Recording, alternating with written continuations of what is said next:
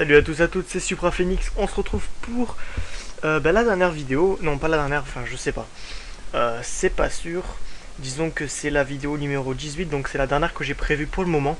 Je pourrais en rajouter par la suite, mais voilà, on se retrouve pour l'annexe numéro 3, qui est donc une annexe un petit peu fourre-tout, où on va apprendre à coder clairement et surtout à corriger les erreurs les plus courantes. Alors, ce tutoriel, il est un petit peu fait à la va-vite. Il va pas durer très longtemps. Il va surtout être, un petit peu désordonné. Je vais pas faire un truc très rangé, mais voilà, c'est juste, ça n'a pas la prétention d'être un super tutoriel. Mais celui-ci, voilà, c'est plus un plus que je vous propose à la fin de l'étude qu'on a fait ensemble, quoi. Et voilà. Donc, on va commencer par apprendre un truc qui peut paraître très basique. Alors moi, voilà, je suis vraiment le contre-exemple de tout ce que je vais vous dire. C'est-à-dire que moi, je m'en tape complètement. Je suis un boucan dans mon code. Je suis pas, je suis un perfectionniste pour le résultat, mais alors pour le code, je m'en fous complètement. Vraiment, voilà. Mais souvent, ça me pose des problèmes dans mon code et ça me fait perdre beaucoup de temps. Alors tant qu'à faire, je me dis, vu que vous apprenez tout de suite, autant prendre des bonnes habitudes et pas vous retrouver avec plein de problèmes par la suite. Donc voilà, on commence. Alors comment coder proprement? Eh bien écoutez, je vous montre ça tout de suite. Souvent, moi, dans les tutoriels que je vous ai montrés, vous avez remarqué que mes variables c'était souvent du data égale tac tac tac. NB ou enfin bon, vraiment des exemples temp est égal à 0. Bref, ce genre de variable c'est mort, il faut pas l'utiliser tout simplement parce que c'est vraiment, regardez, données de quoi? Je dois donner de quoi? C'est pas clair du tout. Les données de quoi? Alors là, le problème c'est ça, c'est que on a des variables qui ont des noms totalement aléatoires, enfin des noms qui nous passent par la tête, et après on se retrouve avec des codes qu'on comprend plus, parce que quand vous avez 300-400 lignes et que vous avez des trucs qui veulent dire temp, vous dire mais après à la fin vous vous rappelez plus, vous voulez changer une fonctionnalité, vous vous rappelez plus, vous savez plus comment vous avez fait, et des fois on se retrouve à dire attends mais elle sert à quoi cette variable, je comprends pas, comment j'ai codé, alors que le code vous l'avez produit vous-même, et c'est là que ça montre ses limites d'écrire des variables comme ça. Moi souvent je me retrouve à faire des variables A1, A2, A3, et attendez, c'est pas possible. Je veux dire, même moi je m'y perds des fois dans mon code. Donc si je peux vous conseiller pour coder proprement, c'est de mettre des noms explicites. Par exemple, si vous voulez mettre, je sais pas moi, le nombre de réponses dans le forum, dans un sujet, vous mettez NB réponse dans le sujet. Ça peut paraître too much, c'est vrai. Mais quand vous relisez, vous comprenez immédiatement que c'est le nombre de réponses dans le sujet que vous définissez. Alors, n'oubliez pas, les variables sont sensibles à la casse. C'est-à-dire que si vous mettez ça et que vous mettez echo nb réponse dans le sujet, ce n'est pas la même variable. Il faut respecter les majuscules minuscules, sinon vous allez avoir des erreurs. Vous allez dire indefinite variable. C'est-à-dire que si je mets ça, pourquoi je mets ça où là? Ils vont me dire NB réponse dans le sujet n'existe pas, donc indefinite variable, c'est une erreur qui est courante. On verra après ça. Mais en tout cas, voilà. Favoriser les noms de variables très explicites avec des majuscules à chaque début de mot pour pouvoir vous y retrouver. Quoi d'autre? Ça, c'est fait. Maintenant, je devais aussi vous parler des commentaires. Alors, les commentaires, c'est quelque chose que j'utilise de plus en plus, à force avec le temps, parce que je me rends compte que c'est très mal de ne pas les utiliser. Mais quand vous avez des codes gigantesques, il faut mettre des commentaires. Par exemple, si je mets nombre réponse forum égale 0, bon, ici, vous savez que vous définissez nombre réponse forum. Mais maintenant, si je fais un if derrière, comme ça,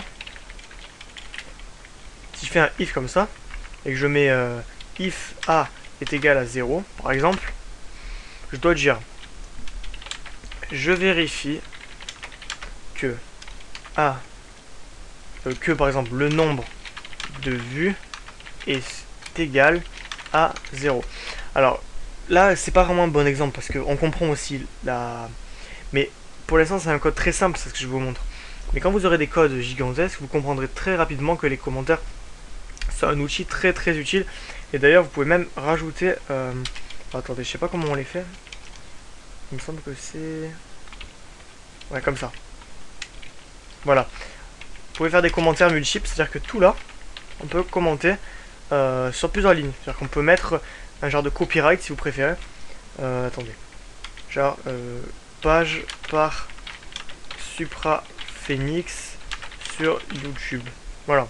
Et là, j'ai un header dans ma page 2013. Voilà, bon, c'est un exemple, mais n'oubliez pas, mettez en début de vos pages, expliquez.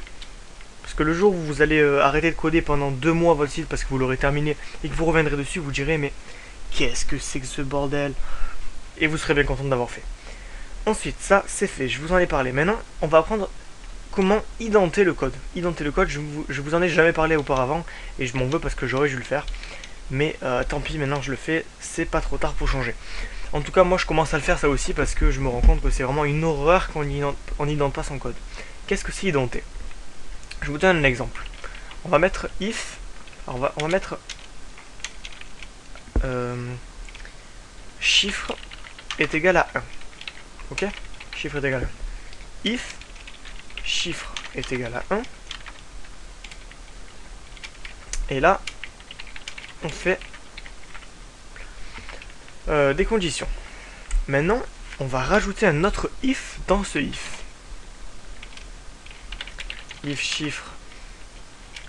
Alors le code ne veut absolument rien dire, n'essayez pas de le refaire, c'est juste un exemple pour vous montrer du contenu. Ok, ça c'est fait. Donc j'ai un if dans un if. Vous voyez, si je saute des lignes, je peux à peu près voir quel if appartient à quel if. Ensuite, je rajoute encore un if.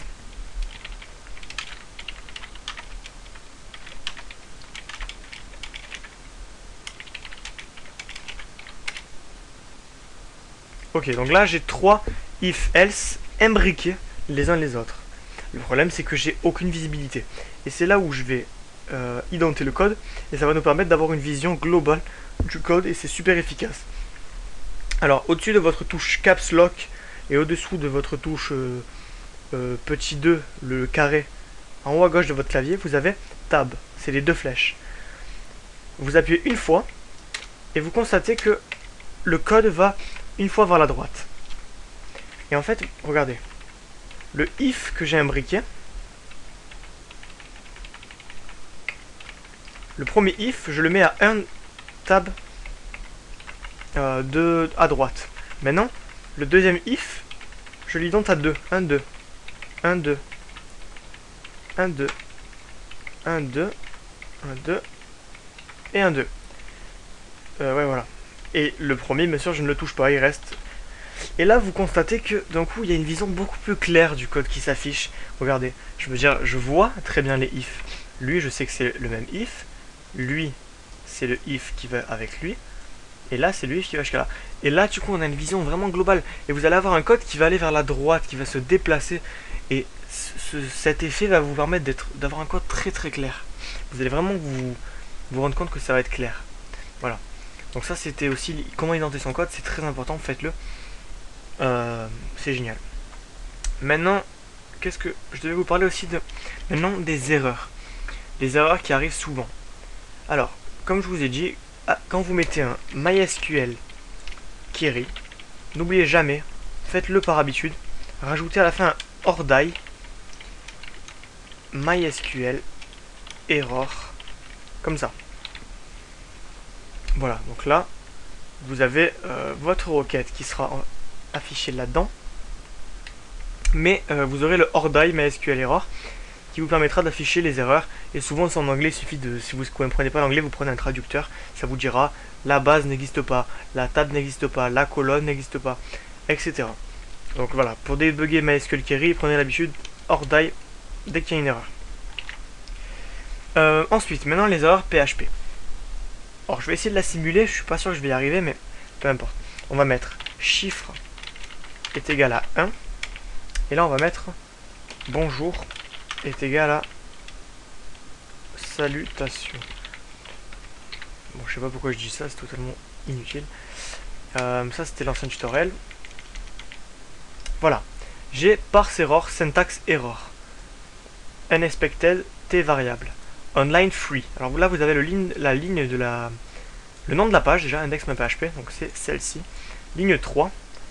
Alors là voilà, ligne 3, souvent c'est la ligne avant. Mais des fois, détrompez-vous, des fois ça va vous donner la ligne 2000, alors que c'est à la ligne 50 le problème. Des fois c'est pas très fiable, donc faites attention, ne vous faites pas avoir. Donc là en fait, il me dit qu'il y a un problème à la ligne 3. Et en fait, vous remarquez que j'ai pas mis le point virgule. Les parse error, c'est soit le point virgule, soit c'est un problème de concaténation, oui c'est ça. Donc là ça fonctionne. Concaténation, je vous rappelle ce que c'est. Si je mets par exemple salut est égal à bonsoir, bonjour, salut. Donc là vous constatez que je mets du texte avec une variable au milieu du texte. Concaténation, c'est je ferme la chaîne de caractères, je mets un point, je mets la variable, je mets un point, j'ouvre la chaîne de caractères. Et si j'oublie un point par exemple, syntax error, ligne 3.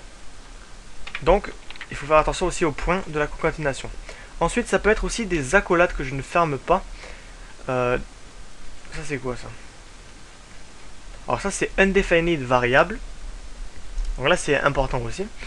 Je vous en parle juste après. Ça peut être aussi un problème alors attendez, if égale a est égal à 0. Ça peut être un problème de, je sais pas comment on appelle ça, les accolades, voilà. Alors on va mettre a est égal à 0. Mais vu qu'on est un petit peu espiègle, on a oublié de mettre la fin de l'autre accolade pour fermer.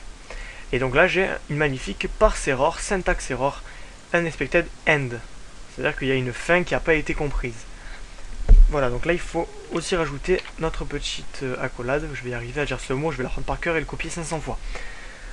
Ok, ça c'est bon. Maintenant, juste avant, je vous parlais de undefined variable. Si je mets echo bonjour et que je ne définis pas bonjour, c'est-à-dire que je ne dis pas à quoi elle correspond, je vais avoir une jolie erreur qui est undefined variable bonjour.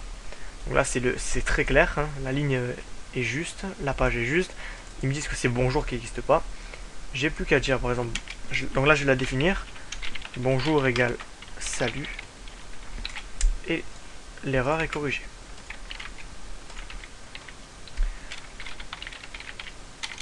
Petite erreur, voilà, salut. Ensuite, qu'est-ce que je devais vous dire? Je peux aussi avoir une fatal error si la fonction que je demande n'existe pas. Par exemple, je vais utiliser la fonction crypt pour crypter quelque chose. Donc je vais crypter 1, 2, 3 en référence au tutoriel à l'annexe 16 pardon. Voilà, donc crypt, je vais mettre en écho.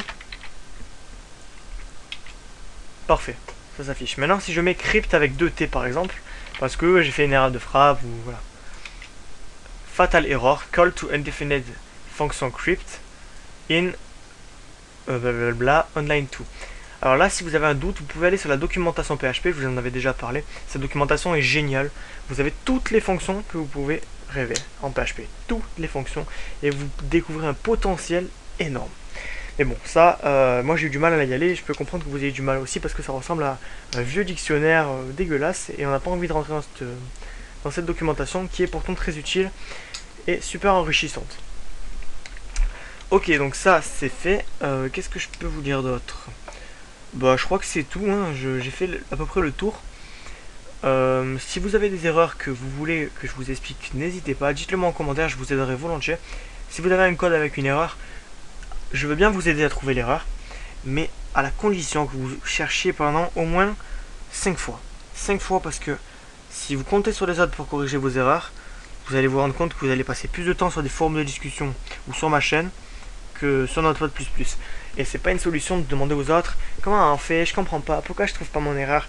Relisez, chaque détail compte.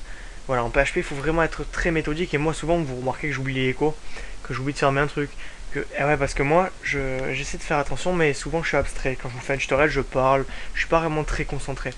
Donc voilà, c'est des choses qui arrivent. Bon, écoutez, c'est presque la fin de mon tutoriel sur PHP. Je vais vous faire les adieux dans une prochaine vidéo. Enfin, les adieux, hein. On va pas se quitter, mais je ferai une autre série sûrement. Mais en tout cas, voilà, c'est presque la fin. Euh, eh bien, écoutez, je vous dis à la prochaine pour la vidéo numéro 19 si tout va bien. Et puis, bonne continuation. Allez, salut.